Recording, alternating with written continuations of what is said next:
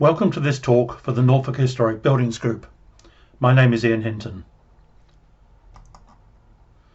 Can I start by saying that I'm not religious, but I do recognise the key part that the church with a capital C and local church buildings played in medieval society, and more specifically how that history is reflected in current church buildings, hence this talk. In order to understand today's church buildings, it is important first to understand how the church, again with a capital C, developed. Unlike today's arrangement of a strongly controlling central organisation, the arrival of the early medieval church was almost anarchic.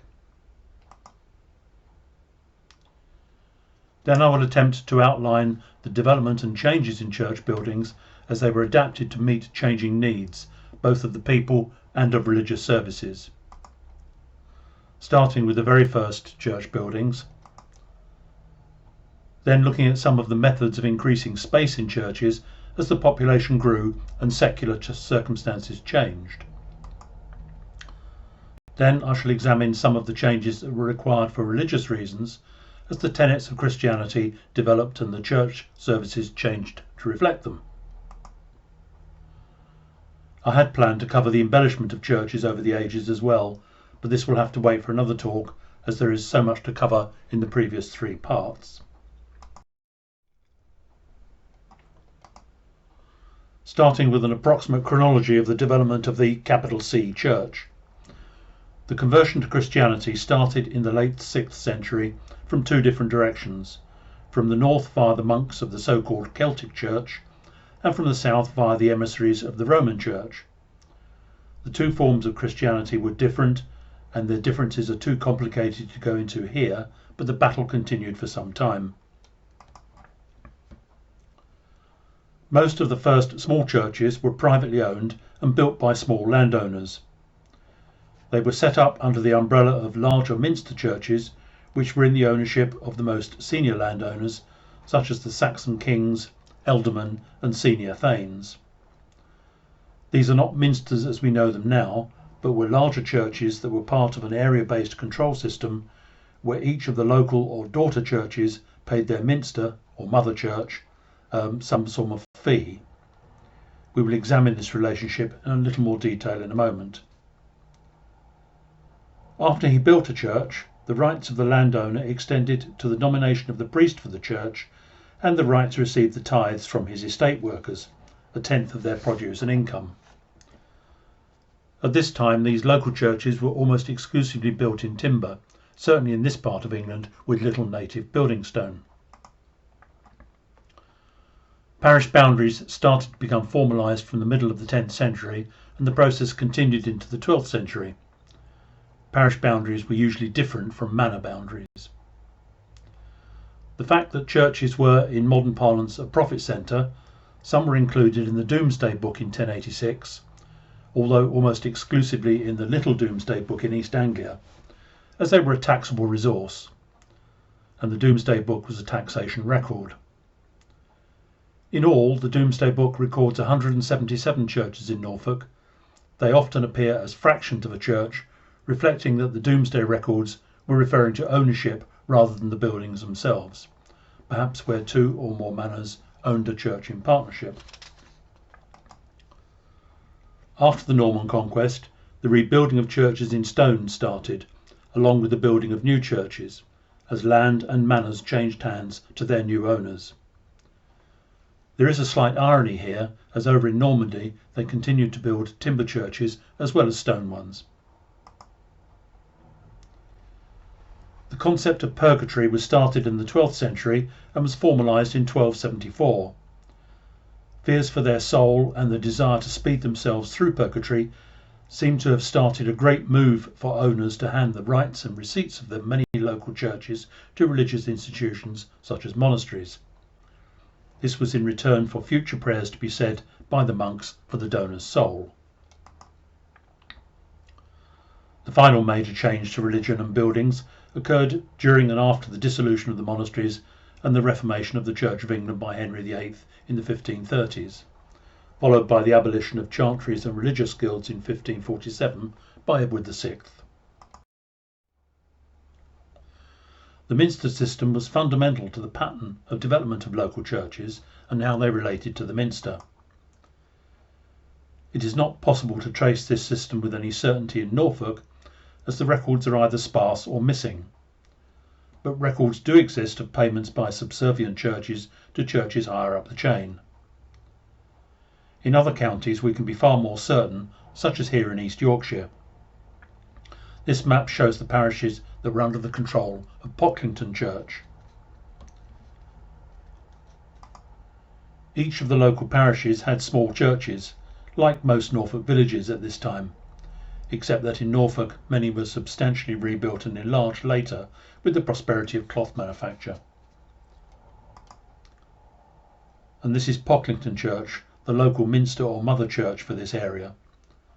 Pocklington is now a town of around 8,000 people, about the size of Swaffham.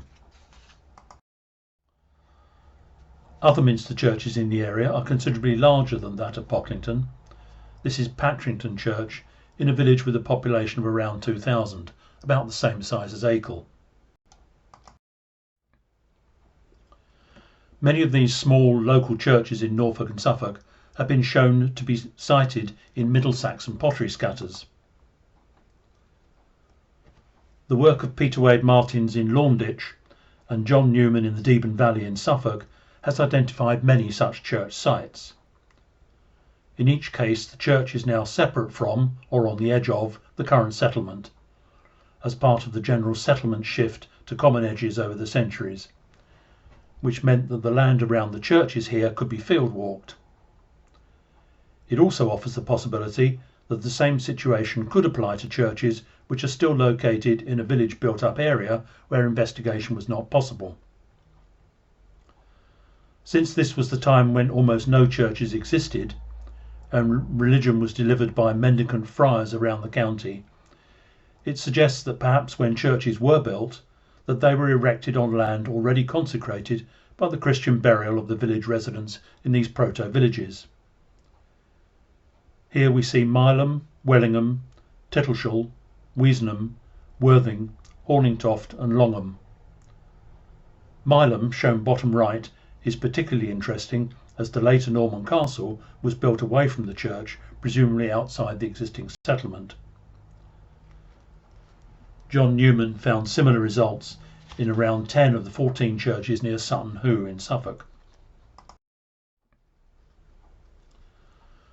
Norfolk has more churches than any other county. In all, there have been almost 1,000 churches in the county at some time, of which around 620 still exist. This is the result of a dense population and the many small manors of the Middle Ages. This compares with 72 medieval churches in Cumbria, 110 in East Yorkshire and 170 in Wiltshire. Around 260 of these churches in Norfolk are now listed as ruined or disused in Neil Batcock's East Anglian Archaeology volume published in 1991, and the ruins are spread almost across all of the county. A further 60-odd churches were classed as chapels of ease rather than full churches. Looking at how the church developed in a small area of West Norfolk, the multiple manor model shows up clearly. These days, each parish has one parish church, and on this map the parish boundaries are shown in red, and it shows that the majority of them used to contain more than one church. 3 have 2 churches, including West Dereham with 2 in the same churchyard, but that's another story completely, and 3 parishes that used to have 3 churches, Oxborough, Beechamwell and Barton Bendish. In Beechamwell, 2 of the 3 churches fell into ruin. St Mary's survives and is built on a small common, apparently between the small settlements in the parish. The current houses surrounding it were built after enclosure. St John's was abandoned in 1552 towards the end of Edward VI's radical Protestant reign. It was one end of the settlement area, but is now within the parkland of Beechamwell Hall. All Saints Church was located in the hamlet of Weller to the south, and the roof collapsed in 1688, causing the church to be abandoned as the declining population could no longer afford to repair it, and the hamlet disappeared soon after. Moving on to Barton Bendish, the three churches on the previous map are shown within the ring. Apart from the fact that they are extremely close together in a tiny village, there are also two other chapels, one to the right of the three churches and one off to the south. Two of these churches were listed in the Domesday Book in 1086, although it is likely that more than two existed then. Each of these churches is associated with a different manor. St Mary's on the left is associated with Lovell's Manor. The site of the manor house is shown in blue around it. Originally a moated site, it is now the site of Barton Hall. St Andrew's next to it, to the east, is associated with Capel Hall Manor. A moated site now disappeared completely. The rights of the church were donated to St Neots Abbey in 1310. These last two sites highlight another indication of the fact that churches were privately built, in that they were built adjacent to the manor house, often within its grounds. It is not known which manor owned All Saints, the demolished church opposite St Andrews, and the site was excavated in the 1980s. The chapel of St John the Baptist at the top right was associated with East Hall Manor, the moated site next to it ringed in blue. The chapel was recorded with priests from 1314 onwards and was given to West Dereham Abbey. The chapel is a subsidiary church without full rites of service, often omitting baptism and burial. Other chapels are known as chapels of ease, which are often built as a convenience for the congregation when the main church is some distance away, although this is usually confined to sizable parishes. The chapel off to the south of the parish was associated with Herne Hall and the medieval hamlet of Eastmoor. Nothing but crop marks are left of the chapel, manor and the entire hamlet, and the manor was combined with St Mary's in 1535. Each of the churches you see today is the final iteration of a series of earlier versions. The timeline is shown on the right here, starting at around 1000 AD at the top, starting with St Andrews, the main parish church now. Elements of this building may predate the small nave shown here in 1100. The nave was extended eastwards in the middle of the 13th century, shown by the red line on the chart and the white arrow on the photo. The earlier corner of the nave wall is defined by the end of the large ferrycrete blocks of rusty-coloured sandstone conglomerate. The chancel may well have been rebuilt at the same time as the nave is being extended into its space. The tower was built around 1350 and the porch around 1500, and that completes the church that is still there today.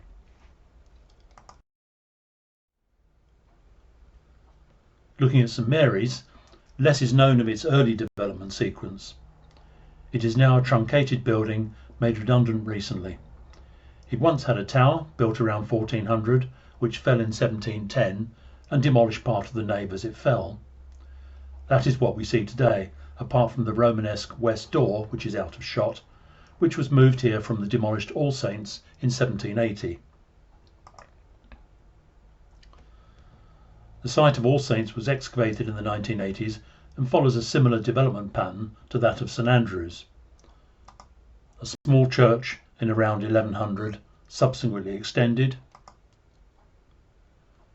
with a tower built around the same time as that at St Andrews, and an aisle added later and subsequently demolished, before the whole church was demolished in the 1780s. Excavation uncovered a Saxon period cemetery beneath the church, but no Saxon buildings. It is hard to see how such a small community could ever have supported so many churches. Even in 1086 it only had around 400 people, including the small hamlet of Eastmoor. Before going on to some details of how church buildings have been altered, either through the need for more space or from the changing requirements of religious services, we have a brief naming of the parts. Starting with the nave, the main part of the church for the congregation, and it is their responsibility to maintain it. The chancel is the responsibility of the rector for maintenance, either the landowner or the monastic institution that it was donated to. For much of the earlier period, up until the Reformation, only the clergy were allowed in the chancel, and after the Reformation, chancels fell into disuse as the Protestant services were conducted entirely in the nave. Aisles were rarely part of the first church, and many were added for space reasons, either for the congregation or for processional reasons as part of some services, as we shall see later.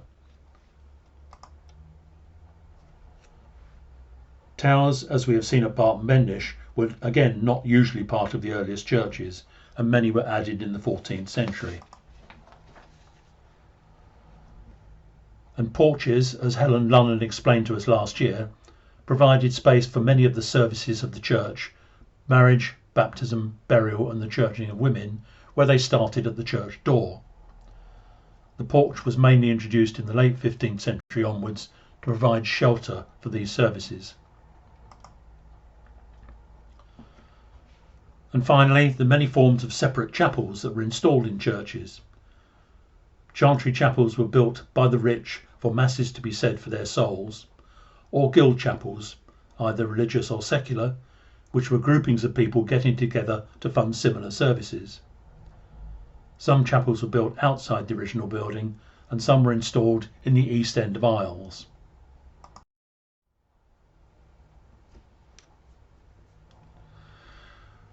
Warren Percy was a village in North Yorkshire that thrived from the late 8th to the late 14th century, despite the Black Death and some Scottish raids. Depopulation started in the mid-15th century by the Percy family, the landowners, who found sheep to be more profitable than people. The village and church have been thoroughly excavated over the years to allow various stages of the development of this church to be traced on the ground. And there are upwards of a dozen distinct phases which go back to the late 8th century. Looking at these early phases in more detail, starting with the late 8th century small wooden church of earth-fast post construction, where the posts are sunk directly into the ground.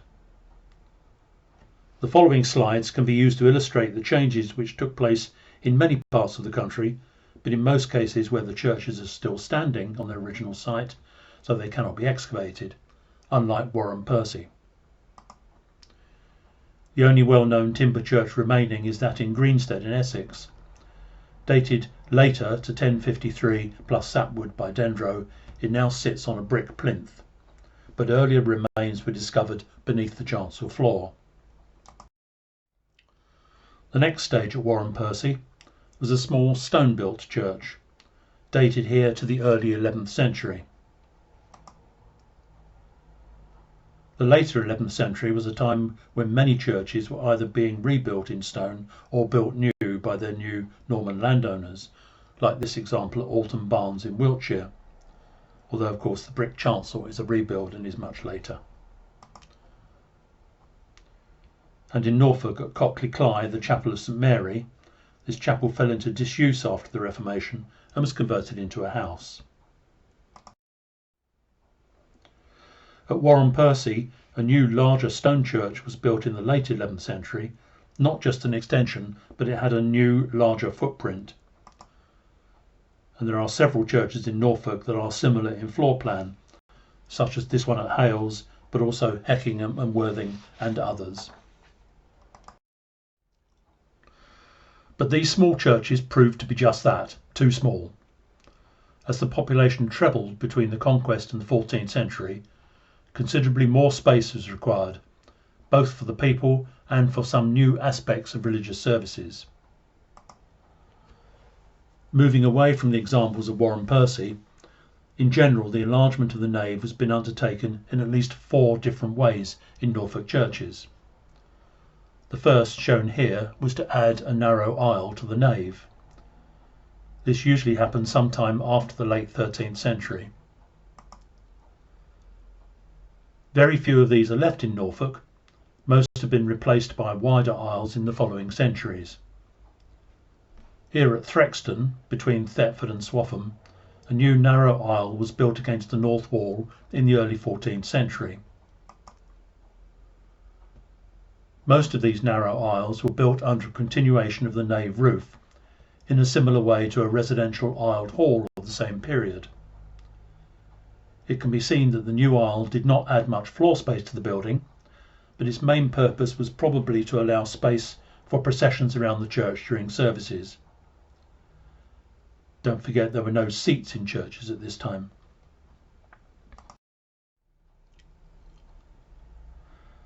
As an alternative to adding an aisle, some churches had one nave wall moved outwards, achieving a similar result, but without the piers of the arcade getting in the way. At Fritton St Edmund, the wider nave is emphasised by the off-centre chancel and tower. Here it was done in the early 14th century. At Brampton, the additional width is greater, so much so that the nave is almost twice as wide as it was when it was first built. At Shelfanger, the tower arch can be seen to be effectively shifted to the north in comparison with the nave axis when the south wall was rebuilt further out. And at Burlingham St Peter, the increase in width here is far smaller, but it is particularly interesting here as the archaeological investigation helps show that round towers were still being built in the late 14th century.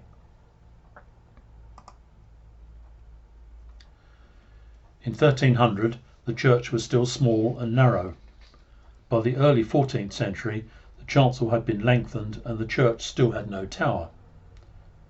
By the late 14th century, the nave was widened by rebuilding the south nave wall, and the round tower was added as part of the same campaign, centred on the new longer west wall, showing the two to be contemporary. It also confirms the effort undertaken for such a small floor space gain was considered worthwhile when there was total disruption to the function of the church for the period of the building works, as the roof had to be removed completely. It is interesting to note that all the examples in Norfolk have rebuilt the south nave wall, with the possible exception of Wheatacre.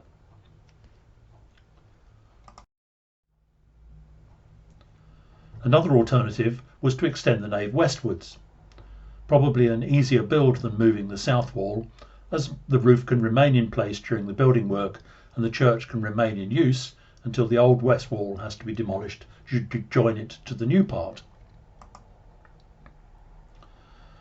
Results are generally more difficult to see. Here in the north wall at Stratton St Michael, the original nave corner can be seen in the tall oval, where the building material changes on the later right-hand side. To its left, the flints are well coursed, a technique that ceased around 1300, whereas they are not coursed to its right. The position of the original north door can also be seen, again as a change in the walling material. Naves were often extended westwards when a tower was built, as it is easier to build the new part of the nave along with the tower than demolish the original west wall of the nave.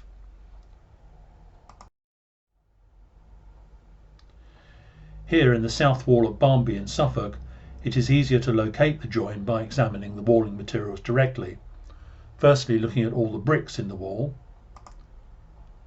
and secondly at the larger flints. Notice again that the flints are coursed to the right, but not on the left-hand part of the wall. Also note that there are very few bricks in the right-hand part of the church. When put together, the original corner can be seen in the oval, defined by the large flints on the right and the bricks to the left, as well as the original doorway with its lack of coursed stonework. In both these cases, the doorway was moved as part of the build. This appears to be so that the door is close to the west end of the nave, away from the chancel, in a similar way to the cross passage in an open hall house of the same period that was located at the low end of the hall, well away from the high end with its dais and table.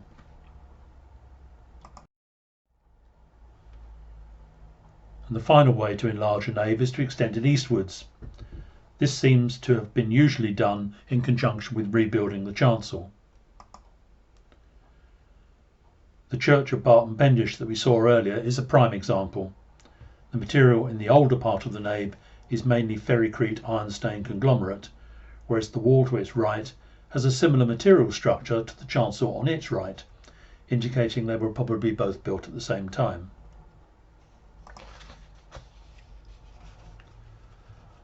At Bessingham, the differences in material can also clearly be seen, with the large stones in part of the original eastern quoin visible in the oval. Here the eastward extension of the nave may be because the tower already existed, prohibiting a westward extension without demolishing the tower, whereas the archaeological evidence at Barton Bendish showed that the tower was built around 100 years after the nave was extended eastwards.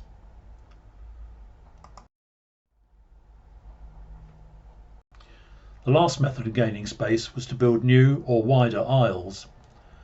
As I said earlier, many of the aisles we see today are replacements for earlier narrower ones. The new aisles were almost always built under a separate roof, and in most cases involved raising the nave walls in order to house a clerestory to let in more light. There are hundreds of examples in Norfolk. 150 churches have two aisles, and a further 107 have a single aisle. This church at Halesworth in Suffolk, shown here, is built on a restricted site, and they had to build aisles on their aisles in order to provide sufficient space inside the church.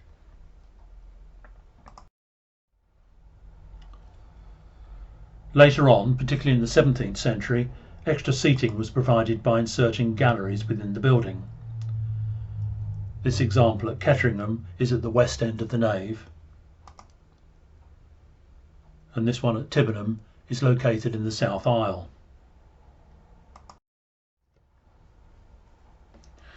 This example at Minstead in Hampshire shows how the situation was dealt with in a small church.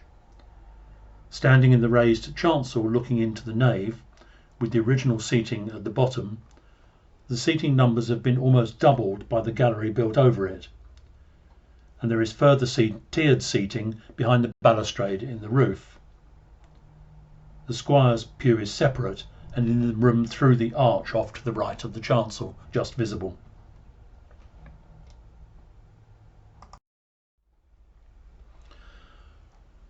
Moving on to the changes brought about by the requirements of religious services, Christianity continued to develop and was being formalised well into the Middle Ages. Transubstantiation, or the conversion of the wafer and wine into the body of Christ, was defined at the Fourth Lateran Council in 1215, and the concept of purgatory was formalised at the Council of Lyon in 1274. Both meant that church buildings had to be altered to cope with the new requirements.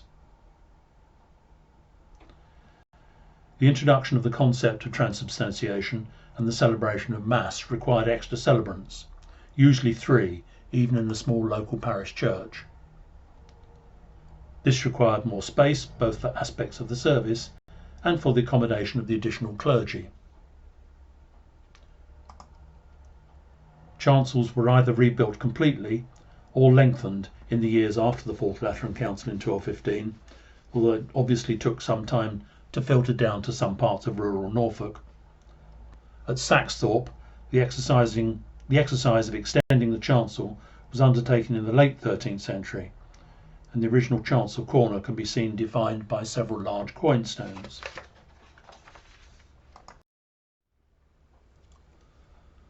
At Yelverton, the original cornerstones have been removed for reuse, but the walling material can be seen to be different on either side of the join in the oval, and the early small double-splayed window demonstrates the age of the original part of the chancel. At Framingham Earl, the vertical join defines the extension, again with an early double-splayed window showing in the earlier part of the chancel, only this one is circular.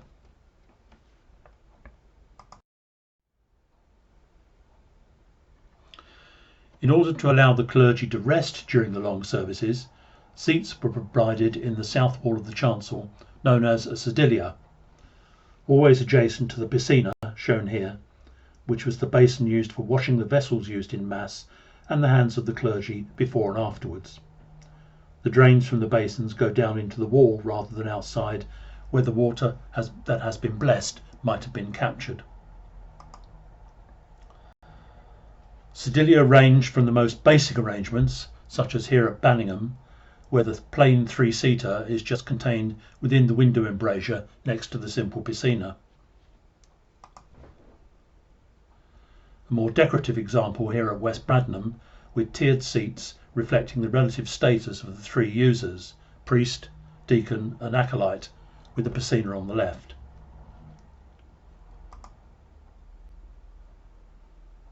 An elaborate decorated period, cusped example here at Elsing, where the whole church was built around 1330. But here, surprisingly, there is no difference in the height of the seats to reflect the status of the occupants.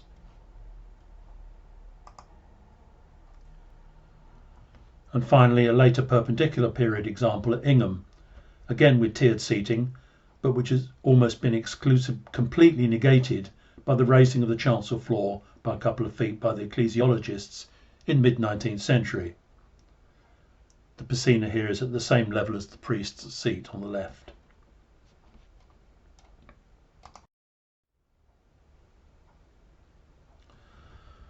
Squints or hagioscopes were installed in some churches where there were multiple altars, apart from the high altar at the west end of the chancel. Other altars were installed in most churches.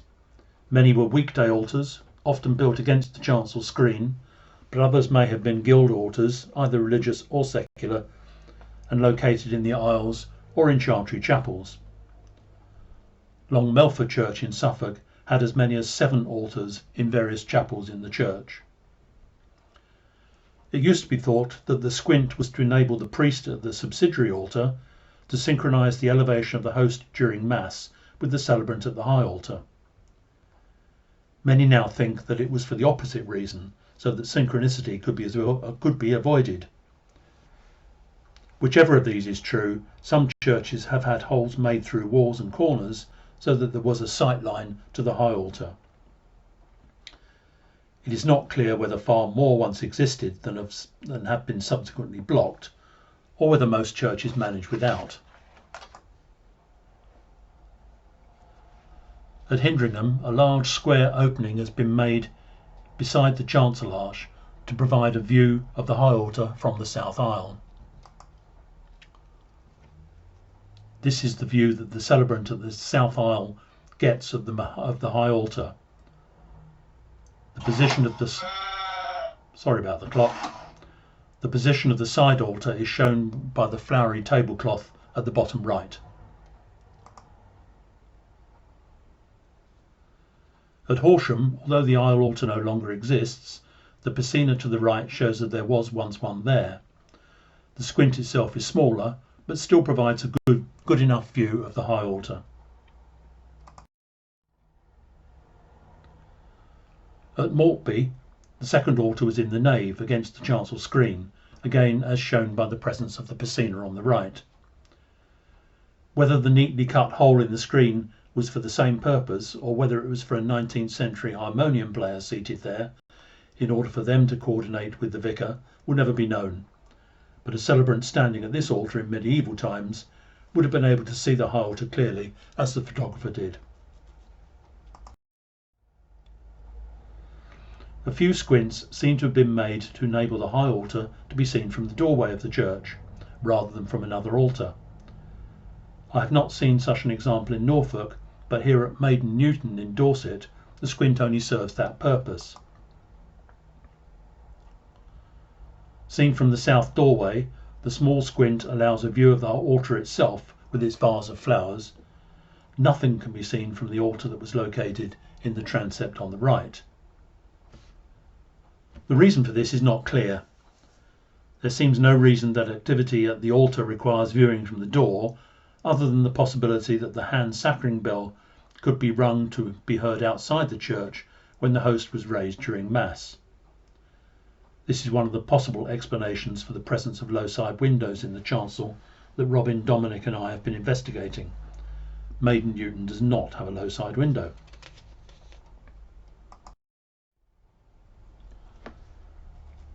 Moving on to rood lofts, these were built to provide access to the rood beam across the chancel arch with its cross and usually with images of Mary and John the Baptist.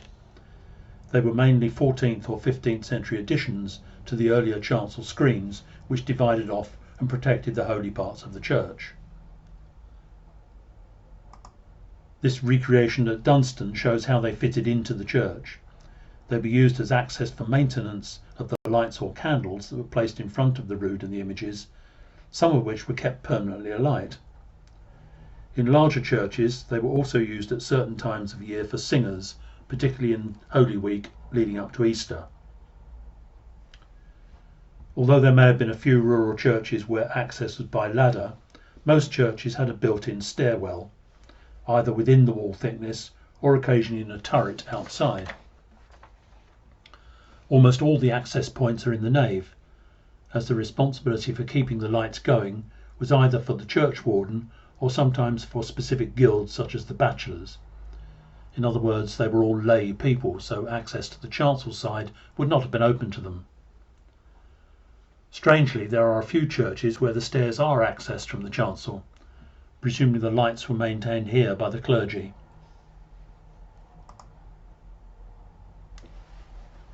This modern example at Eye in Suffolk is by Ninian Comper and built in the 1920s. It was installed towards the end of the 19th century Anglo-Catholic revival and could give a good indication of how they may have looked in the 15th century in a grander church.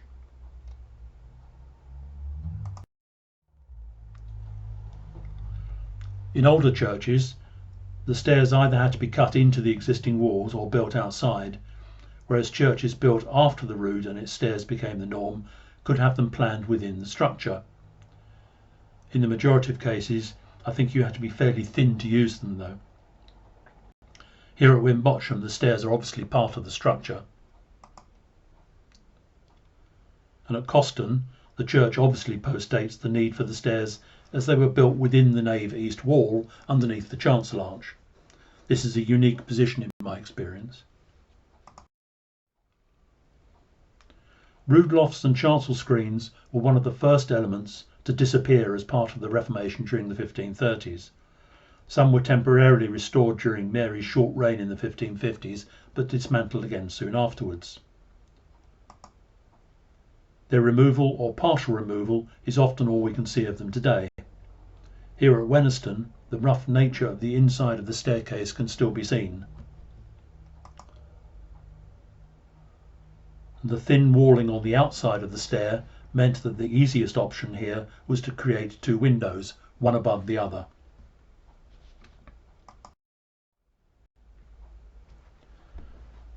Making a window in the space seems to have been the most usual solution, with very different results apparent inside, some more neatly finished than others. There are almost as many solutions to this problem as there were stairs in the first place. At a few churches, the whole space was just filled in without creating a window. These are often more difficult to spot today. This is in North Cove, just across the border in Suffolk, where only a faint reminder of the upper door is the only evidence that there was ever a staircase here.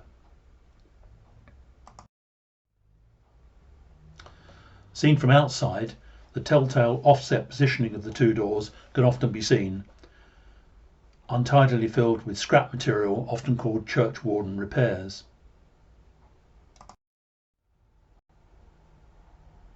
Older church walls have had to have stairs retrofitted, and many had turrets built on the outside of the church, as here at Acle.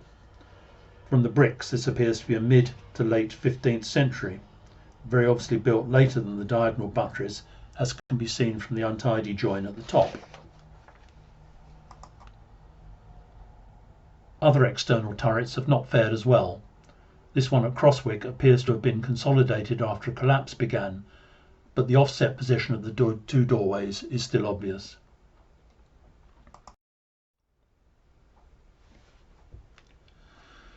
Not quite in Norfolk, but St Kevin's in Cornwall illustrates another point of church construction. The arrows on the left-hand side show two stairs to rood lofts. In this case, the loft had access across the chapels in the aisle to the central rood. The second set of stairs shows that the church was extended eastwards once, lengthening the nave. In fact, in the first photograph, a pier was hiding a third stair, so there were two successive extensions to this church.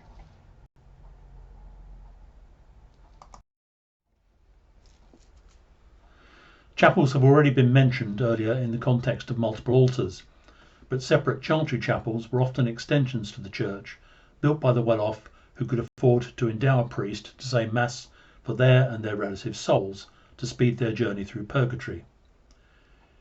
It is not hard to see how the Black Death in the mid-14th century would have focused people's minds, and there was an increase in endowments during and after this period, and more dedicated chapels were built on.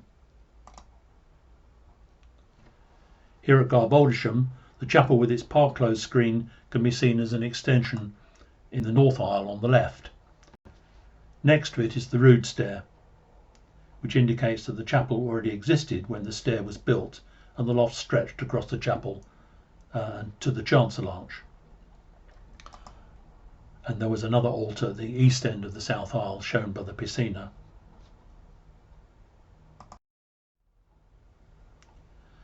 At Castleacre, parts of two park-closed screens dividing off the chapels are still in place, indicating a chapel in the extension of each aisle beside the chancel.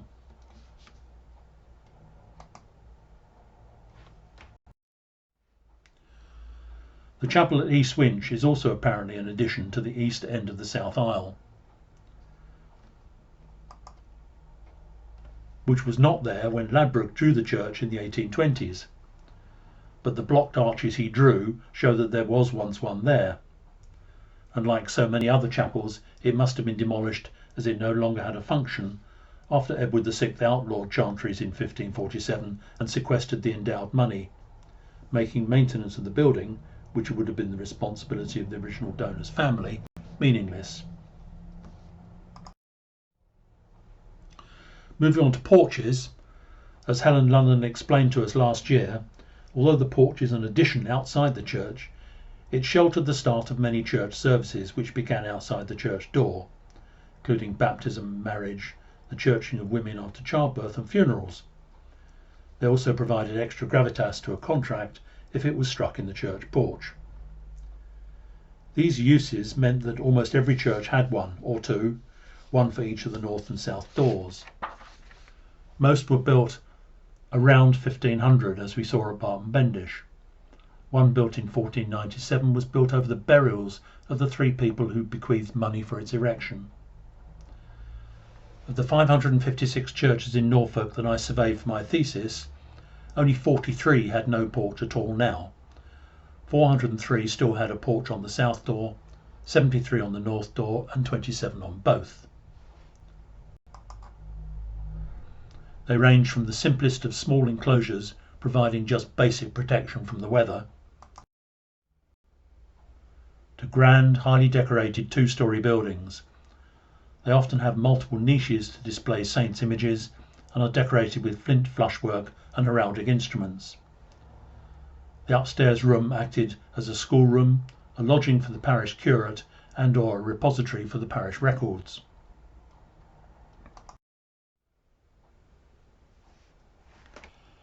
Most churches are entered by the south door, the so-called God's side of the church.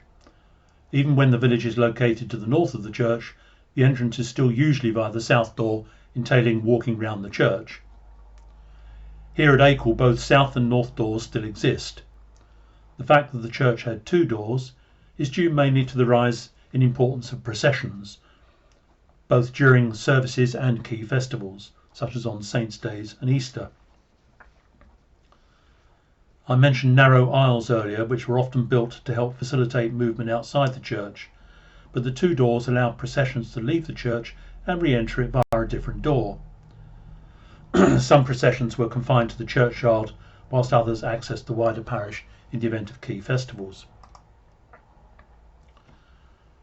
Processing round the churchyard, and therefore remaining on consecrated ground, was not possible in some instances, such as here at Metton, where the church is built right up to the boundary, so a passageway was created through the tower to enable the processions to remain on consecrated ground. A similar passage exists beneath the chancel at Walpole St Peter for the same reason. It is unusual to see these in a rural church with their larger churchyards.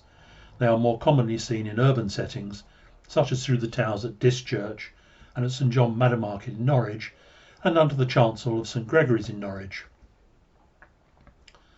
The pair of doors were also used in some services such as baptism, when the south door was opened to let God in and the north door was opened during the ceremony to let the devil out.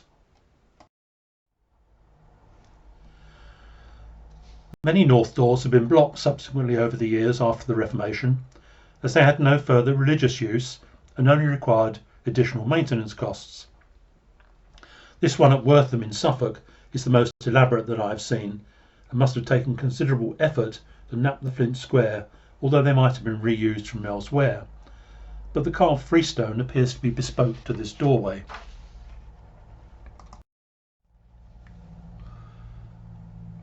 The processions that I have mentioned were led by banners and crosses, and these had to be stored inside the church. Few of these banner stave lockers remain. There are only one or two in the rest of the country, but there is a concentration in North East Suffolk and South East Norfolk. 9 are known in Suffolk and at least 3 in Norfolk, at Halvergate, Catfield and Strumpshaw. Most are in the south wall of the nave, adjacent to the south door, the main entrance, as here at Halvergate. The example at Barnby in Suffolk has what is thought to be the only original door remaining in the country, a fine example of rustic fretwork.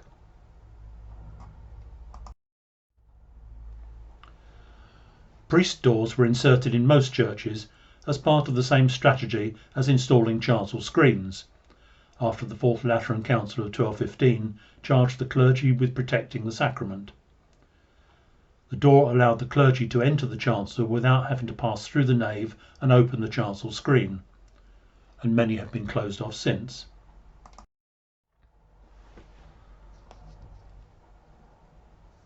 The final alteration to churches that I'm going to cover are low-side windows. As I mentioned earlier, Dominic, Robin and I are finalising our research on these enigmatic features. Most are small and in the south wall of the chancel, although some churches have one in the north wall as well. They take many forms, some are quite elaborate. Nothing was ever been written about their function originally, and the 19th century ecclesiologists tried to ascribe the most ridiculous possible reasons for their existence. The most likely amongst them is that they were for ventilation of the smoke from the large number of permanent candles, or for the ringing of the hand sacring bell when the host was elevated during Mass so that it could be heard in the fields.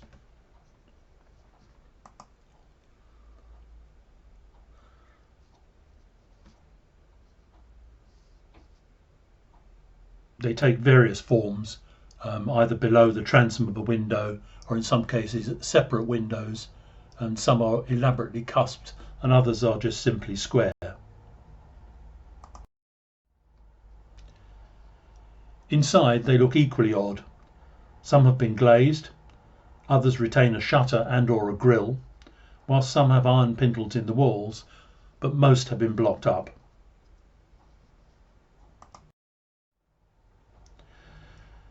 This brings us to what I have called reduced funding changes that have taken place in later years.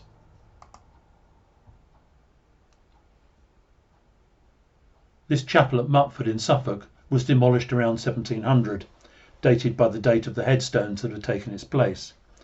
This would mean that the chapel survived for 160 years or so after chantries were banned by Edward VI in 1547.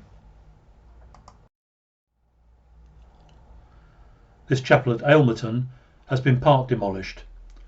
Most of the carved freestone has been removed, presumably the remaining flints were not worth the effort.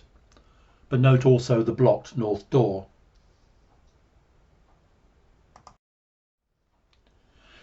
Many aisles have been demolished as well, especially in small villages. As the church-going population fell and the attendance at Church of England churches was no longer compulsory after the 1650 Act, coupled with the rise of nonconformism, not only was less space needed, but less money was available for maintenance, as the nave and aisles were the responsibility of the congregation. Here at Sheerford, the piscina in the wall shows that there was once an altar here in the demolished aisle, and the buttresses have taken the place of the aisle piers.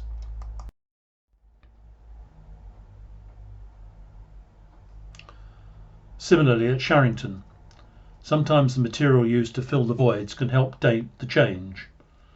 The bricks here around the window are large enough and sufficiently variably fired to be late 17th or early 18th century. Inside it can be seen that both aisles were demolished here, leaving much of the original pier and arch structures in evidence. The top door of the rood stairs can still be seen on the left. The circular piers and simple chamfers to the arches show that both were probably built in the late 13th century.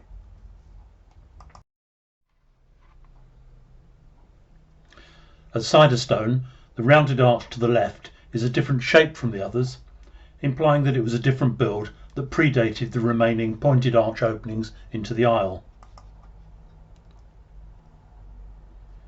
Inside, the arches on the left can be seen to be a different height from the farthest round-topped arch too. Again, it was both aisles that were demolished here. The original expansion here was not a single process though. The two aisles were not built at the same time.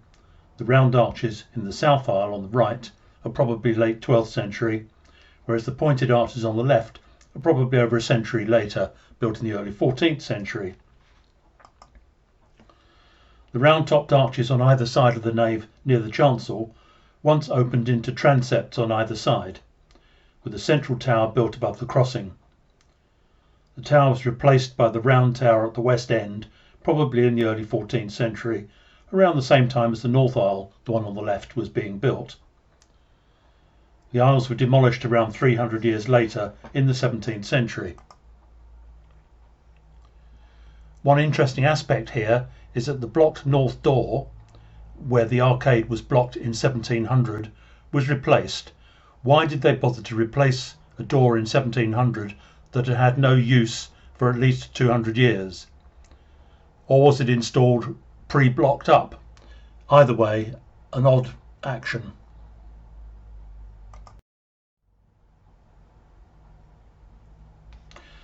After the Reformation, chancels fell into disuse completely, as the service was conducted entirely from the nave, mainly from the new pulpit and communion table, rather than from the altar. Some chancels didn't make it, particularly those where the church had been handed to a monastic institution in the past, who were no longer in a position to maintain them after the 1530s, and the new secular rectors were not interested. Towers also require maintenance to keep them standing. One of the main disadvantages of building in flint is that the strength that bonding provides is not available, so many towers fell and were not replaced. This rather sad remainder at Feltwell St Nicholas has suffered at both ends. But in the 1820s, when Ladbroke drew it, it was still a complete church with both tower and chancel.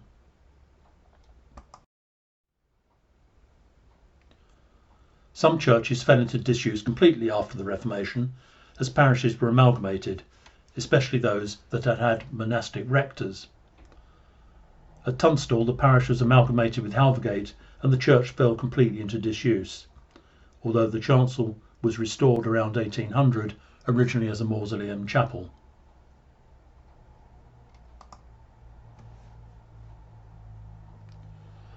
At Barningham Town, also known as Barningham Winter, the church fell into disuse as it became located in the middle of the new park created around the 17th century Barningham Hall.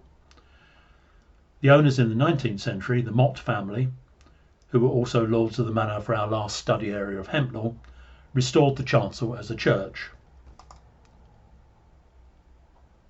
Apparently just before Ladbroke drew it in the 1820s, and they seemingly retained the tower as a romantic ruin.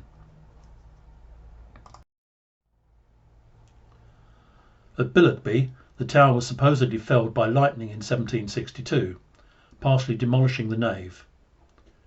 The smaller congregation have managed by using the chancel as the church since then without having the extra maintenance burden. However, This drawing of the church by Sparrow was published in December 1783, 21 years after the lightning strike, showing the tower to be almost complete, although its roof and the nave roof are both missing, and grass appears to be growing from the walls.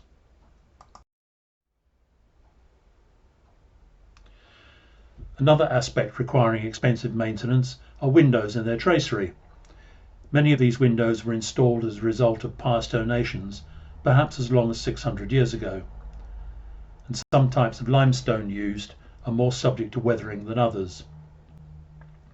Some churches have found it easier to block up windows requiring expenditure on repairs, and here at Alderford, with its mixture of decorated and perpendicular period windows, ironically the blocked window appears to be the latest in terms of style.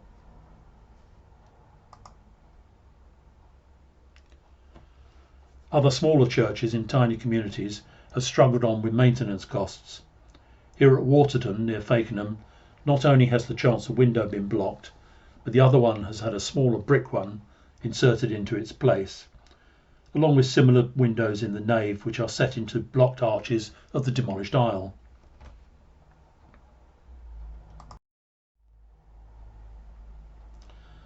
Another solution to the problem of maintenance costs of windows was to block up the complicated part of the window, like this flamboyant east window at Thompson of around 1330. The blocking up has thus stabilised the remainder of the window. Finally, much has happened in the last 1,000 years to church buildings in Norfolk.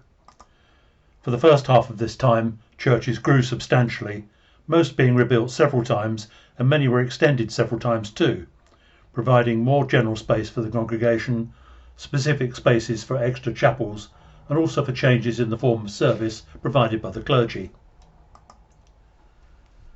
In the second half of this period, after the Reformation, many of these extensions were removed, both because they were no longer needed as church-going fell, and also that there was insufficient resources to maintain them. The drastic reduction in the ceremony of services also meant that much of the paraphernalia required, such as rood lofts, piscinas and banner lockers, were also removed. The end result is the vast collection of churches that remain, many of which bear the scars of all of these changes. As John Ebden used to say on the BBC in the 1960s, if you have been, thank you for listening.